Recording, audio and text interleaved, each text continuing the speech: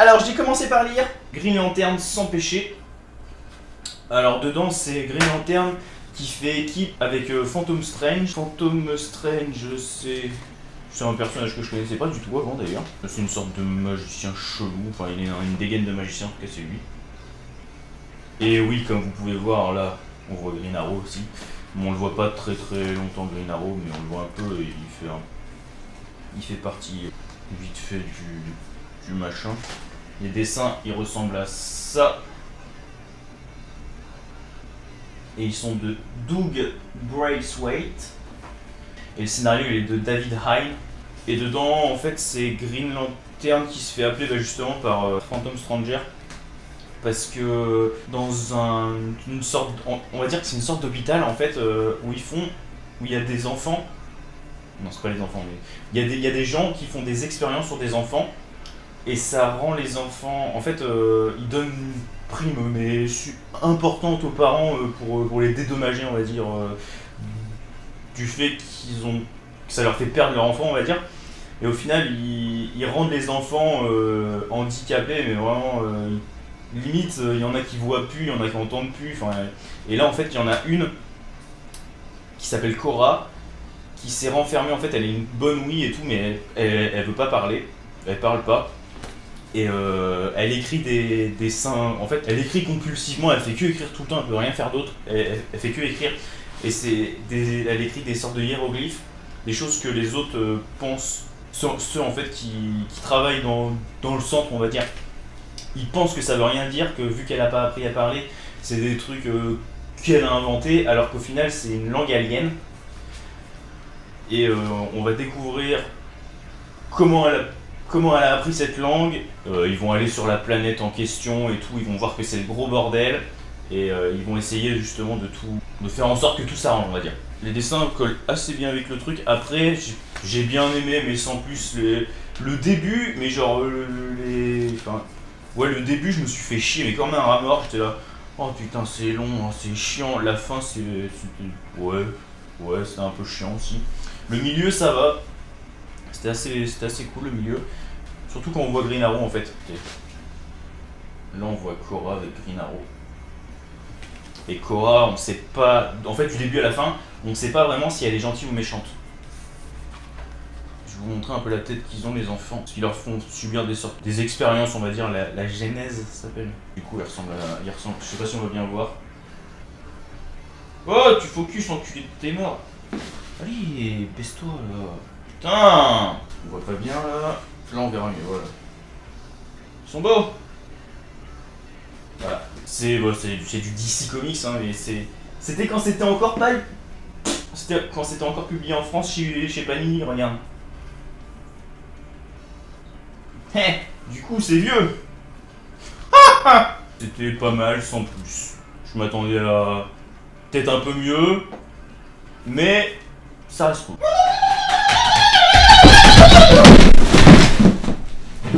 Aïe, j'ai tout cassé. Du coup, le mec il a continué par lire ça, les 4 Fantastiques, Season 1, Panini. Marvel, hein, 4 Fantastiques, Fantastic Four en anglais. Et du coup, c'est en fait les Season 1, si j'ai bien compris, c'est les origin story des personnages. Là en fait on découvre comment les 4 Fantastiques ont eu leur pouvoir, comment Johnny et James Storm ont eu leur pouvoir, comment Ben Grimm a eu ses pouvoirs. Enfin tous quoi, Red Richard, tous. On découvre, et si j'ai bien compris, c'est en fait, c'est leurs origines, mais retravaillées à la sauce 2.0, on va dire, quoi. Les origines 2.0, on va dire. Et du coup, dedans, on les voit se battre contre l'homme taupe. Enfin, c'est pas vraiment contre l'homme taupe qui se battent, mais c'est à cause de l'homme taupe qui se battent. Et aussi contre Namor. Et ben. J'ai été agréablement surpris. Les 4 Fantastiques à la base c'est des personnages qui m'intéressent pas plus que ça. Et je l'ai lu d'une traite le bordel, j'ai vraiment beaucoup aimé. D'ailleurs, en parlant de l'homme taupe, il a un déguisement, je sais pas pourquoi ça me fait penser à un méchant dans les Tortues Ninja, je sais plus son nom. Hein. C'est pareil l'autre, et il y en a une, elle ressemble à April O'Neil, je vais vous montrer, vous allez voir. En même temps comme ça vous allez voir les dessins, bon on les voit pas mais c'est pas grave. Les dessins ils ressemblent à ça. Ouh, la page elle se tourne toute seule, c'est la fête. Alors, c'est où? C'est là. Alors, c'est la photo lunette. Ça fait penser à l'autre dans les Tortues Ninja. On la voit là. La reporter, elle me fait penser à Polonie là, en haut là. Du coup, les dessins que vous avez vus, ils sont de David Marquez. Et le scénario est de Roberto Aguirre Sacasa. D'ailleurs, Aguirre est un très bon groupe de post-core, doom et compagnie de Bordeaux. Hein? Oui, je suis d'accord.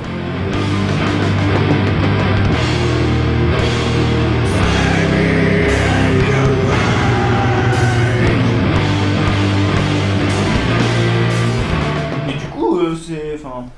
Je pense que je vais essayer de lire plus de trucs des 4 Fantastiques parce que j'ai bien aimé. Après, des trucs avec des dessins comme ça, parce que les trucs d'avant, je sais pas, enfin avant ça faisait trop vieux les dessins. Mais ce genre de dessin, j'aime beaucoup. Là, on voit Namor en balle. Voilà. Taboulet. Le chat, t'as mis le taboulet? T'as mis le taboulet? Ne réponds pas. Le taboulet, c'est bon. Le taboulet, taboulet. Le taboulet, c'est meilleur que le reblochon. Le taboulet. Du coup, j'ai transpiré. Ça sent le transpiron. Il fait chaud. C'est Barry. Barry. Barry. Barry.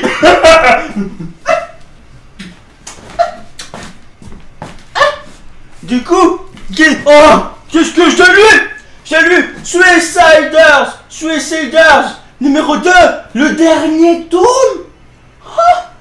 J'ai chouette ça, moi. C'était cool. Du coup, il y a encore mon marque-page dedans. C'est Lee Bermejo au scénario. Il y a plusieurs gens au dessin. Et au dessin, il y a Lee Bermejo, Alessandro Vitti et Gerardo Zaffino. Alors, je vais vous montrer un petit peu à quoi ça ressemble. Et au final, tu peux le lire sans avoir lu le premier, j'ai trouvé. Oui, c'est vrai. En fait, dedans, il y a un ancien Suiciders. D'ailleurs, ceux qui disent DC au lieu de DC, vous appelez ça suicidé? Vous êtes bizarre, hein? Vous aimez pas trop le taboulet, vous, je pense, moi.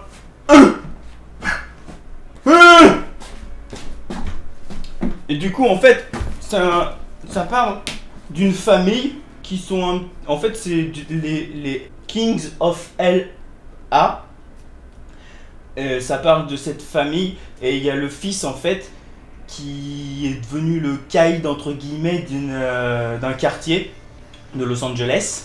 Et il y a des gens qui veulent construire sur cet endroit où ils sont. Du coup, il va essayer de garder ce quartier pour lui. Et ça va pas bien se passer du tout. Et il y a un autre clan en fait qui veut... Enfin, ils sont en guerre avec un autre clan. Il leur faut des armes pour se combattre avec ce clan. Et du coup, ils vont chez un prêteur sur gage qui est un ancien Suiciders. Et cet ancien Suiciders, il a une épée qu'il avait quand il était Suiciders. Ils veulent lui prendre, lui acheter, et lui il veut pas la vendre. Du coup, ça part en bordel. Et après, du coup, vu que en fait, il défonce son magasin et l'autre il va se mettre à vouloir se venger et ça va partir tout en bordel. Et dedans, il y a un mec, il y a une sorte de serial killer qui bouffe des enfants, des gens. Suiciders, c'est vraiment cool. Et par contre, au début, ils auraient dû mettre un précédemment ou un truc pour dire ce qui s'était passé dans l'autre. Parce que quand j'ai commencé, j'étais là. Alors, qu'est-ce qui s'est passé déjà dans le premier? Parce que je pense que j'aurais dû le relire. Parce que le premier il est sorti il y a 1 an et demi, voire 2 ans, je crois, maintenant. Du coup. Voilà. Parce que enfin. Avec la fin, j'ai pas. Enfin. J'ai cru que c'était ce qui se passait avant le premier Suiciders, mais je suis pas sûr de moi en fait. Du coup, je sais. Mais si t'as pas lu le premier, tu peux le lire celui-là. Enfin, faut peut-être savoir un peu ce que c'est un Suiciders et voilà. Mais sinon, tu peux le lire sans avoir lu l'autre, je trouve. Et oui, et ceux qui est à une sorte de milice locale qui s'appelle la Mule Hollande, on va dire. Il y a personne qui les aime, enfin personne. À part l'ancien Suiciders, quoi. Sinon, il y a personne qui les aime, ils veulent tous. Enfin, il y en a qui se font un peu défoncer, c'est un peu le bordel. Mais c'est cool, Suiciders, si vous connaissez pas, faut vraiment le lire. Après, j'ai lu I Am a Hero. Oh, c'est l'avant-dernier tome, je suis triste. Toujours de Kengo Hanazawa. Les dessins, c'est du manga réaliste, on va dire. C'est le genre de manga le genre de dessin de manga que j'adore. Et dedans, il y a tout. On suit toujours la voie, la vie de Hideo, qui comprend qu'il a fait un mauvais choix en choisissant l'arme qu'il a choisi après le tome d'avant. Oui, c'est le tome 21. Oui, à la base, Suiciders, c'est du Vertigo. Et c'est publié chez Urban Comics. Et ça, c'est Kana. Et du coup, il va comprendre, Hideo, qu'il a pris une mauvaise arme.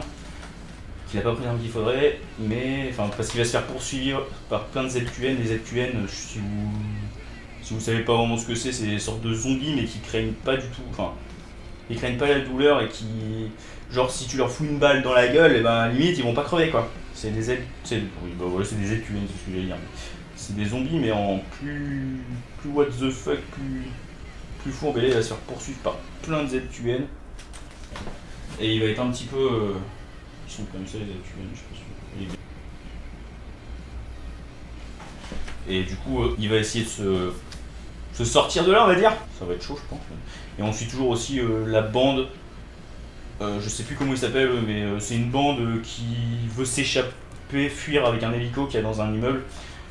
Et on suit toujours cette bande et ça va finir en gros bordel, je sens, mais j'ai trop hâte. J'ai trop hâte du prochain tome parce que putain, mais cette série, mais I Am a Hero, mais en manga, mais c'est un des trucs les mieux que j'ai lu. Avec les MDP Psycho, détective schizophrène. Du coup, voilà. J'ai aussi lu, en fait j'ai le gros omnibus Sin City là. J'ai lu la première histoire. Et je sais pas si je vais le faire au fur et à mesure ou pas. Parce que, j'aime bien le taboulet, mais voilà. C'est un petit peu, voilà. Parce que en fait, le Hellboy Deluxe qui est sorti l'année dernière. J'ai commencé à lire la première histoire. Et j'ai pas fait ça là, j'ai pas fait mes lectures de la semaine à vous dire ce que c'était. Et j'aurais peut-être dû parce que si je le fais là, je ferai les deux d'un coup. Parce qu'il y a 2 histoires dedans. Mais je me rappelle plus trop de la première. Du coup, c'est pas. Tout à l'heure, j'ai failli marcher sur mes lacets. Enfin non, j'ai marché sur mes lacets, j'ai failli tomber. Ils sont méchants mes lacets, hein. Méchant, vilain lacet. Luna, mes lacets ils sont vilains. Ils sont vilains mes lacets, hein. Tu réponds pas? Tu fais caca? Ah d'accord. Vous me regardez comme ça. Genre mais qu'est-ce qu'il dit ce débile encore? J'ai ensuite lu Chimichanga. C'était trop bien. En fait c'est l'histoire d'une petite fille à barbe qui va voir une petite vieille, une sorcière. Comment s'appelle cette sorcière? Madame Moujik. Ouais, Madame Moujik. Je sais pas pourquoi elle veut la voir d'ailleurs. Et au final, elle va lui faire un échange des poils de sa barbe contre un œuf, une pierre lisse, elle trouve que c'est, et un chariot. Et c'est de là que va partir l'histoire parce que cet œuf, en fait, cette pierre, elle sait pas ce que c'est un œuf en fait. Et dedans, il y a lui qui va appeler Chimichanga parce que c'est une meuf. La fille, en fait, dès le début, elle va acheter des chimichangas pour elle. Et lui, il va les bouffer, du coup, elle va l'appeler comme ça. Et au final, elle fait partie d'un freak show. Et ce freak show, il n'y a que des trucs de merde dedans. Genre une femme à barbe, l'homme qui pesait 70 kg et qui avait la force d'un homme de 75 kg. Il y a un poisson avec une tête d'enfant qui parle. Il y a un clown qui se moque de tout. Enfin, il y a que des trucs comme ça. Et au final, ça bat de l'aile leur truc. Ça marche pas bien du tout. Et du coup, quand Chimie va arriver, là on les voit les deux.